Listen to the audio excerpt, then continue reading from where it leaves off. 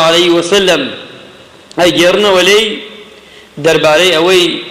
أما أنقبو قرنجة فرميانا أسامة بن زيد فرمي رضي الله ورحمة إخوائي لي قلت يا رسول الله صلى الله عليه وسلم أي پیغمبر إخوة ألم أراك تصوم شهرا من شهور ما تصوم من شعبان أي پیغمبر إخوة صلى الله عليه وسلم نتم بينيا ما أنجي لما أنكاني ترجق لشعبان نبي أون الروجو تياد أقري روجو تياد أقريت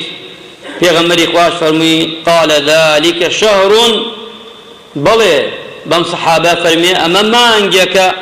يغفل الناس عنه خلق غافل لي خلق غافل لما أنجا أم جاء فرمي عنه وبين الرجب ورمضان أما قال بين الرجب ورمضان دا زور جاء خلقين بعام غافل بيغمر إخوة صلى الله عليه وسلم فرمي وهو شهر ما أنجك شونك قرين أما يبوي بيغمر إخوة لما أنجا زياتر روجوي قرتوا زياتر عبادتي كردوا ترفع فيه الأعمال إلى رب العالمين أما أنجا زياتر كردوا كان برز بيته وبولاي خواي فرودقار فأحب أن يرفع عملي وأنا صائم بيم خوشة كردار كانم برز بيته وبولاي خوا بروجوب واتا كردوي شاكم أما بيغمري خوا فرمي عليه الصلاة والسلام يعني أما أنجا